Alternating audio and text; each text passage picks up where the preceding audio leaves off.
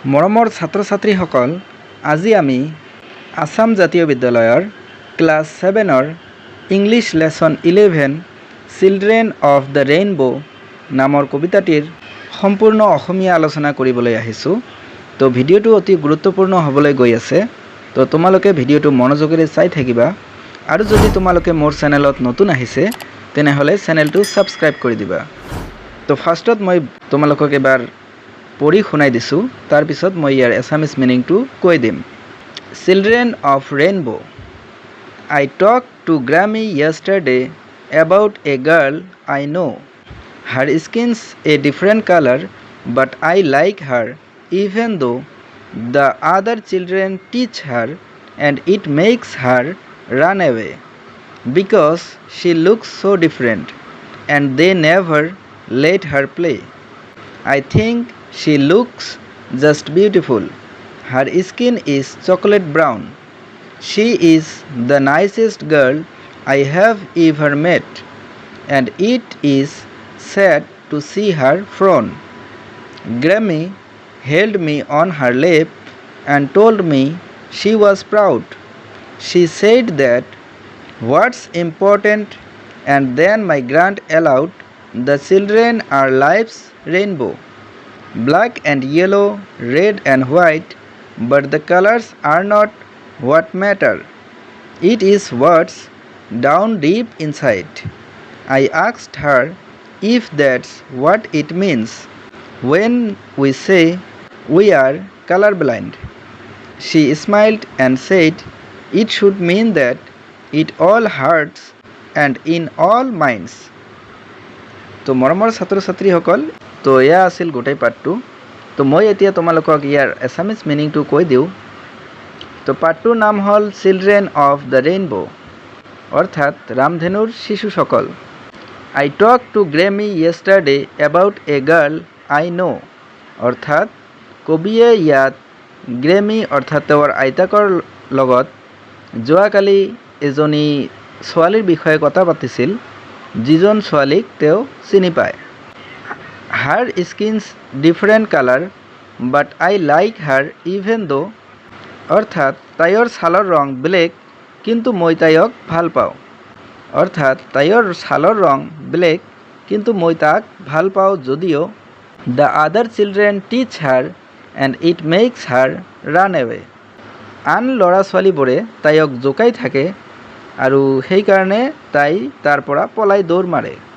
Because she looks' different and they never let her play, কাৰণ তাইক দেখাত ইমান বেলেগ আৰু সিহঁতে কেতিয়াও তাইক খেলিবলৈ নিদিয়ে। I think she looks just beautiful, her skin is chocolate brown, অৰ্থাৎ মই ভাবোঁ তাইক কেৱল ধুনীয়া দেখা গৈছে, তাইৰ ছালখন চকলেট ব্ৰাউন কালাৰৰ।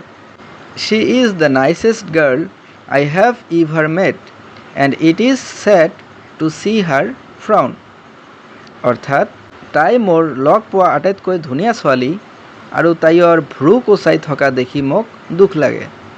গ্ৰেমি হেল্ড মি অন হাৰ লেপ and told me Shi was proud, অৰ্থাৎ মোৰ আইতাকে মোক কোলাত ধৰি ক'লে যে তাই গৌৰৱান্বিত। She said that what's important and then my gran allowed, অৰ্থাৎ তাই ক'লে যে সেইটোৱেই গুৰুত্বপূৰ্ণ আৰু তাৰপিছত মোৰ আইতাকে ক'লে that children are life's rainbow, অৰ্থাৎ শিশুসকল জীৱনৰ ৰামধেনু। Black and yellow, red and white, অৰ্থাৎ ক'লা আৰু হালধীয়া, ৰঙা আৰু বগা, but the colours are not what matter, it is what's down deep inside, কিন্তু ৰঙৰ কোনো কথা নাই, তেওঁৰ গভীৰত কেনেকুৱা আছে সেইটোৱে ডাঙৰ কথা। I asked her if that's what it means when we say we R colour blind, মই তাইক সুধিলোঁ যে আমি ৰং অন্ধ বুলি কওঁতে যাৰ অৰ্থ সেইটোৱে নেকি। She smiled and said it should mean that in all heart and it all minds, অৰ্থাৎ তাই হাঁহি এটা মাৰি ক'লে যে ইয়াৰ অৰ্থ সকলো হৃদয়ত আৰু সকলো মনত সেইটোৱেই হ'ব লাগে।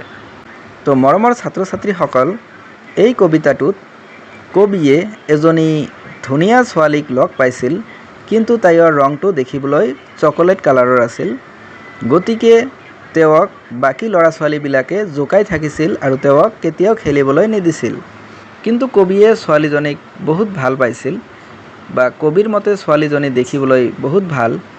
তো যেতিয়া এই কথাটো তেওঁৰ আইতাকক কৈছিল, তেতিয়া তেওঁৰ আইতাকে তেওঁৰ ওপৰত গৌৰৱান্বিত হৈছিল আৰু কৈছিল সেইটোৱে হ'ব লাগে।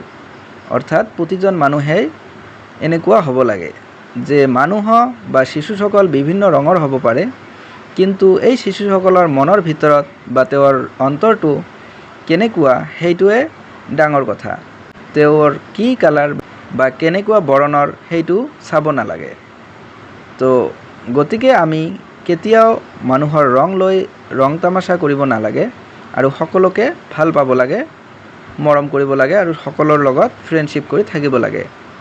তো মৰমৰ ছাত্ৰ ছাত্ৰীসকল, এয়া আছিল এই কবিতাটোৰ সম্পূৰ্ণ অৰ্থ। তো তোমালোকে যদি এই পাঠৰ প্ৰশ্ন উত্তৰবিলাক চাব বিচৰা তেনেহ'লে ভিডিঅ'টোত কমেণ্ট কৰি জনাওক, বা ছাইডত তোমালোকে এই পাঠৰ কুৱেশ্যন এনচাৰবিলাকৰ এটা থাম্বনেইল চাবলৈ পাই আছা। তো তাত ক্লিক কৰিও তোমালোকে এই পাঠৰ কুৱেশ্যন এনচাৰবিলাক চাব পাৰা। ধন্যবাদ।